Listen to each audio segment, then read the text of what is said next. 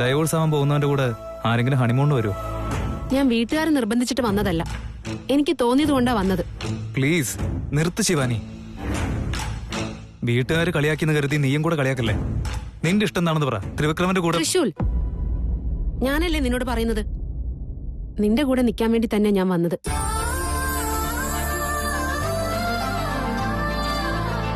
അതാണ് എന്റെ ആഗ്രഹം. ഇതെന്തു പറ്റി? ഇവളെന്ത് ഇങ്ങനെയൊക്കെ പറയുന്നേ? കൂടുതൽ ആലോചിക്കൊന്നും വേണ്ട, എന്തെങ്കിലും പറയാനുണ്ടെങ്കിൽ പറ. ശിവാനി, നിന്നെ മനസ്സിലാക്കാനേ പറ്റുന്നില്ല. നീ എന്നോട് ദേഷ്യപ്പെടും, വഴക്കും പറയും. അതെ, ദേഷ്യം വരുമ്പോ പിന്നെ ദേഷ്യം കാണിക്കണ്ടേ? നിന്റെ അഹങ്കാരത്തിന് ദേഷ്യം വന്നില്ലെങ്കിലേ ഉള്ളൂ. എന്നെ ഇഷ്ടമല്ലാന്ന് പറയും, എന്നിട്ട് ഇപ്പൊ പറയുന്നു എന്റെ കൂടെ ഇരിക്കണമെന്ന്. അതെ, അങ്ങനെ തന്നെയാ. എന്തേ അങ്ങനെ പറയാൻ പാടില്ലേ? ഇതെന്താ ശിവാനി ഇങ്ങനെ വളരെ ഈസി ആയിട്ടൊക്കെ പറയുന്നത്? എന്റെ ബുദ്ധിമുട്ട് എനിക്കല്ല അറിയൂ. ഇപ്പൊ എന്താ, എന്നെ കൂട്ടിയിട്ട് പോകുന്നുണ്ടോ ഇല്ലയോ? ഇല്ലാന്നാണ് എന്റെ ഉത്തരവെങ്കിൽ. ശരി, ആയിക്കോട്ടെ. എനിക്കും കാർ ഓടിക്കാനൊക്കെ അറിയാം. എന്നുവെച്ചാ നീ അങ്ങ് മനസ്സിലാക്കി എടുത്തോ. ഹേയ്, അയ്യോ ദൈവമേ, ശിവാനി തന്നെയാണോ ഇത്? എന്താ ഇങ്ങനെയൊക്കെ പെരുമാറുന്നത്? എന്താ, നീ വരുന്നുണ്ടോ ഇല്ലയോ? അതാ വരുവാ.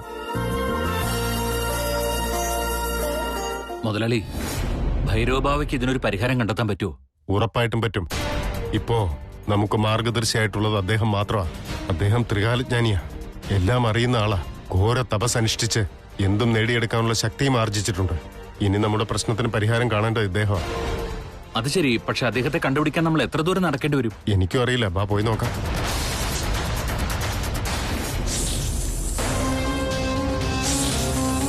മുതലാളി, ദേ പാമ്പ്.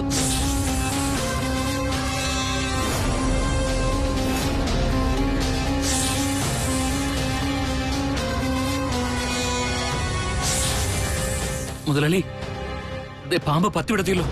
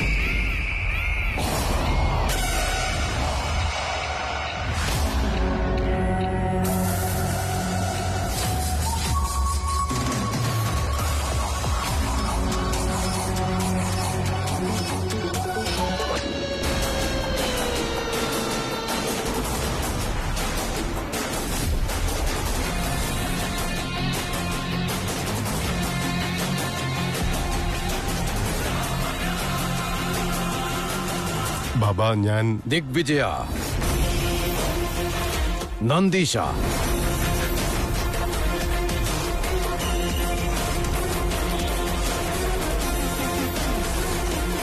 ജയ് മഹാകാളി.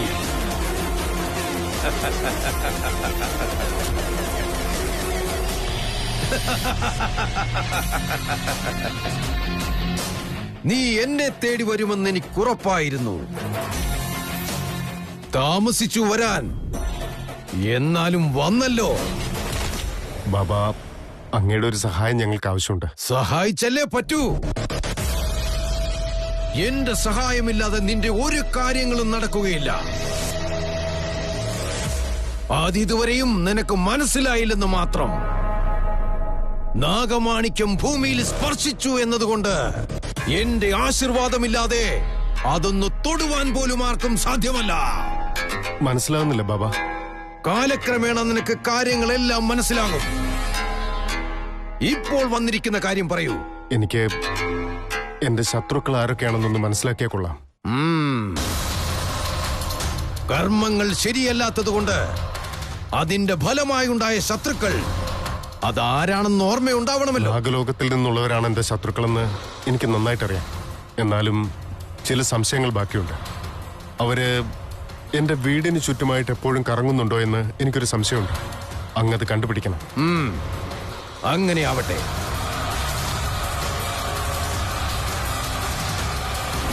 ജയ് മഹാകാളി.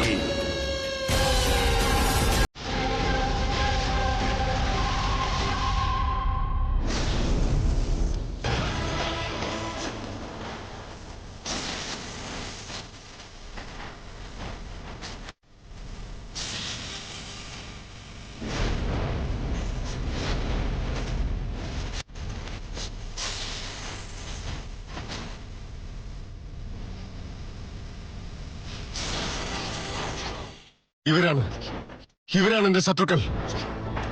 ഈ രണ്ട് പാമ്പുകളുടെ യഥാർത്ഥ രൂപം എനിക്ക് കാണണം. മനസ്സിലായി. കഴിഞ്ഞ ജന്മത്തിൽ ഇവന്റെ മരണത്തിന് കാരണമായവൻ നീയാണ്. ഞാൻ നാഗമാണിക്യം എടുക്കാൻ പോയപ്പോ തടസ്സം നിന്നു. ഇവരെ കൊല്ലുകയല്ലാതെ മറ്റു വഴിയില്ലായിരുന്നു. സർപ്പത്തിന്റെ വൈരാഗ്യം നിന്നെ ചുറ്റിപ്പിണഞ്ഞിരിക്കുന്നു. അതെ, എന്നെ അന്വേഷിച്ചുകൊണ്ടാണ് നാഗറാണി ഭൂമിയിലേക്ക് വന്നിരിക്കുന്നത്. എന്നെ കണ്ടുപിടിക്കാൻ പ്രയത്നിക്കുന്നുണ്ട്. എന്നാൽ ഇതുവരെ ഫലം കണ്ടിട്ടില്ല.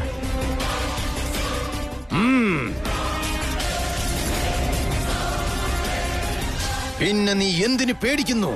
ആദിശേഷൻ അവൻ പുനർജന്മമെടുത്ത് വീണ്ടും ഭൂമിയിലേക്ക് വന്നിരിക്കുന്നു. അവൻ ഏത് രൂപത്തിലാണ് വന്നിരിക്കുന്നതെന്ന് എനിക്കറിയണം. അതറിയുവാൻ എന്തിനാണ് ഇത്രയധികം തിടുക്കം? മുതലാളിയുടെ മനസ്സിനകത്ത് ഒരുപാട് സംശയങ്ങളുണ്ട്. അതിനൊക്കെ ഒരു പരിഹാരം കാണാൻ വേണ്ടിട്ടാ ഇങ്ങോട്ട് വന്നത്. അതെ, എന്റെ ശത്രുവിന്റെ യഥാർത്ഥ രൂപം കാണിച്ചു തരൂ. സമാധാനമായിരിക്കെ. നിന്റെ ശത്രുക്കൾ ആരാണെന്ന് മനസ്സിലാക്കുന്നതിന് മുൻപ് നീ അറിയേണ്ട ഒരുപാട് കാര്യങ്ങളുണ്ട്. ഒരുപാടുണ്ടെന്ന്? എന്താ അത്? ജയ് മഹാകാളി.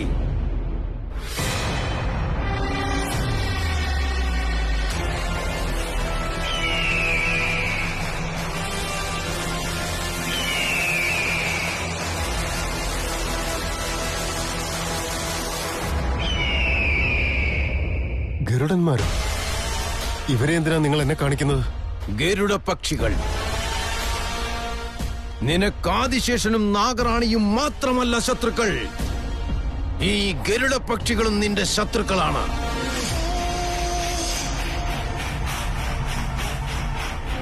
നീ എതിർത്ത് തോൽപ്പിക്കേണ്ടത് നാഗലോകത്തിലുള്ളവരെ മാത്രമല്ല, ഗരുഡ ലോകത്തുള്ളവരെയും കൂടിയാണ്.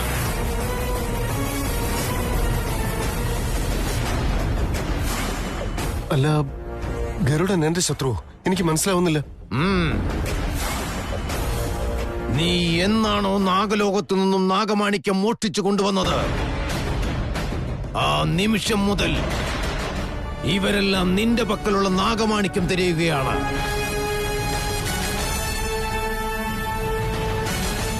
ഇരുപത്തിമൂന്ന് വർഷക്കാലം തേടി നടന്ന് ഇപ്പോൾ എന്തോ ഒരു സൂചന ലഭിച്ചിട്ടാണ് ഈ ഭൂലോകത്തേക്ക് വന്നിരിക്കുന്നത്.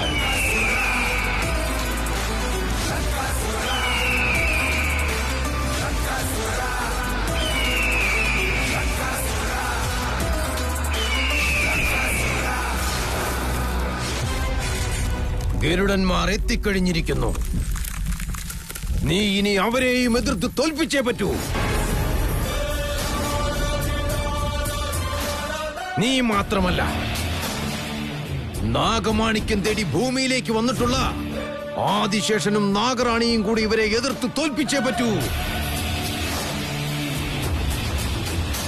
ഇത് നിങ്ങൾക്കിടയിലുള്ള യുദ്ധമല്ല, ഭൂമിയുടെയും നാഗലോകത്തിന്റെയും ഗരുഡ ലോകത്തിന്റെയും മഹായുദ്ധം.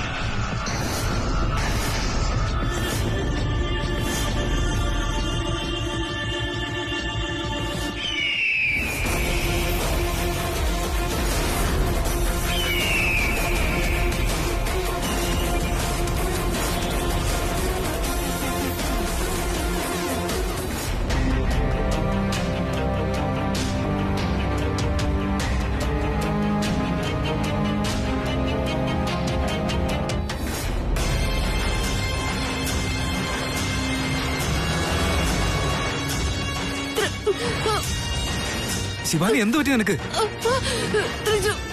ശിവാനി എന്താ പറ്റിയെന്ന് പറ. അയ്യോ, വണ്ടി ബാലൻസ് ചെയ്യാൻ പറ്റുന്നില്ലല്ലോ. എന്തായി സംഭവിക്കുന്നത്?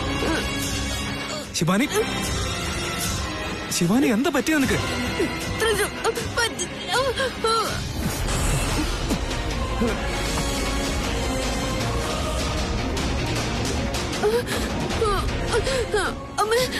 ശിവാനി എന്താന്ന് വെച്ച് പറ.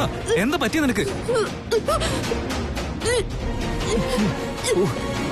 കാറ് ബാലൻസ് ചെയ്യാനും പറ്റുന്നില്ല. എന്താ ചെയ്യാൻ ഒരു പിടിയില്ല. ശിവാനി, ശിവാനി നിനക്ക് എന്താ പറ്റിയ? എന്തൊക്കെ ശിവാനി ഇവിടെ സംഭവിക്കുന്നത്?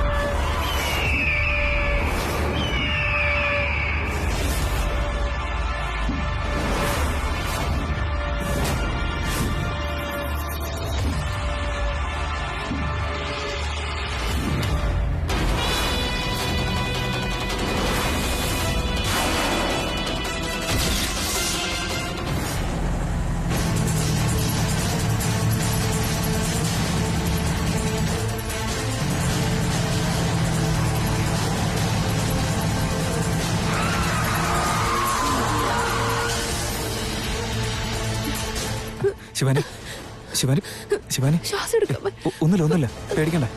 ഇതിപ്പോ എന്താ പറ്റിയെന്ന് മനസ്സിലാവുന്നില്ല. വെള്ളം കുടിക്കുന്നേ. പതുക്കെ പതുക്കെ പതുക്കെ. എന്താ? എനിക്ക് പറ്റുന്നില്ല, ശ്വാസം എടുക്കാൻ പറ്റുന്നില്ല. ശിവാനി ഒന്ന് മുകളിലേക്ക് നോക്കിയേ. പതുക്കെ. ഇല്ല തൃശു, എനിക്ക് വല്ലാതെ തോന്നുന്നു.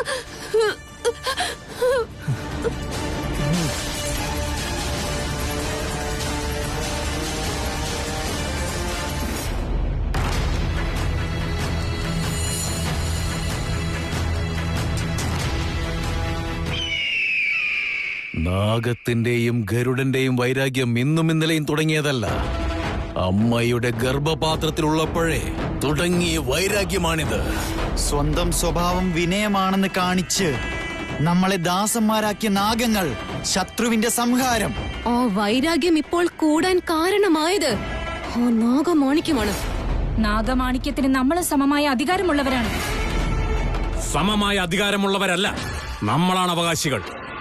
ആ നാഗമാണിക്യം എത്തിച്ചേരേണ്ടത് ഗരുഡ ലോകത്താണ്.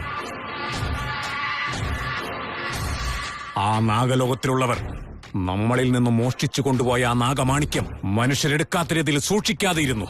ആ ആദിശേഷനും അവന്റെ കാമുകയും പ്രണയ പരവശമായി എല്ലാം മറന്നിരുന്നു. അവർ കാണിച്ച ആ ശ്രദ്ധക്കുറവ് മൂലം നമ്മൾ കഴിഞ്ഞ 24 വർഷക്കാലമായി അത് തേടി പിടിക്കുവാൻ വേണ്ടി സമയം കളയുകയായിരുന്നു. ആ അന്വേഷണത്തിനൊരു അന്ത്യമിടാനുള്ള സമയം ഇതാ വന്നിരിക്കുന്നു. നാഗത്തിന്റെയും ഗരുഡന്റെയും വൈരാഗ്യം ഇന്നും ഇന്നലെയും തുടങ്ങിയതല്ല. ഇനി നമ്മുടെ കർമ്മം ആദിശേഷനെയും അവന്റെ പ്രണയനെയും തേടി സംഹരിച്ച് ആ നാഗമാണിക്യം നേടുക എന്നത് മാത്രമാണ്.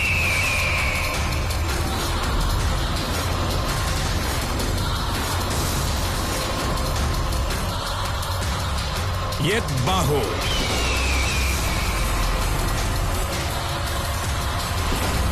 തദ്ഭവതി.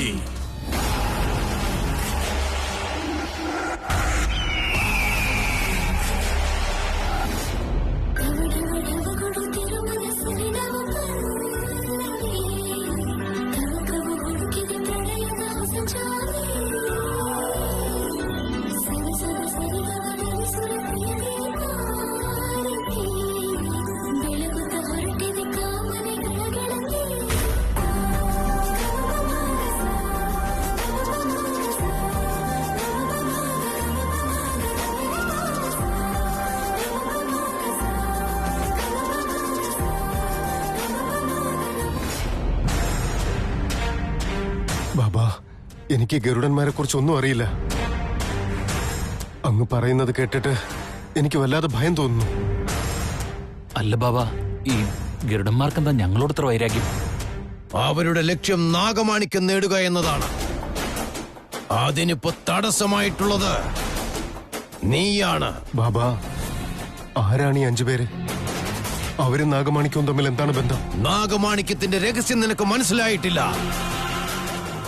നാഗമാണിക്യത്തിന് വേണ്ടി സംഭവിക്കുന്ന ഈ യുദ്ധം ഇന്നും ഇന്നലെയുമല്ല, 100,000 വർഷങ്ങൾക്ക് മുൻപ് ആരംഭിച്ചതാണിത്. നാഗമാണിക്യം നാഗലോകത്തിന്റെയും പിന്നെ ഗരുഡലോകത്തിന്റെയും തപസ്സാൽ ലഭിച്ച വരമാണ്. നാഗമാണിക്യം കിട്ടിയപ്പോൾ നാഗങ്ങളും പിന്നെ ഗരുഡന്മാരും പോരാട്ടം നടത്തിക്കൊണ്ടേയിരുന്നു. ആ നാഗലോകത്തുള്ളവർ നമ്മളെ പറ്റിച്ച് നാഗമാണിക്യം കൈക്കലാക്കി. അന്നു മുതലാണ് നമ്മുടെ പോരാട്ടം തുടങ്ങിയത്. ഇത്രയും ദിവസം ഇല്ലാതിരുന്ന ഇവരെ ഇപ്പൊ എന്തിനാ വന്നത്?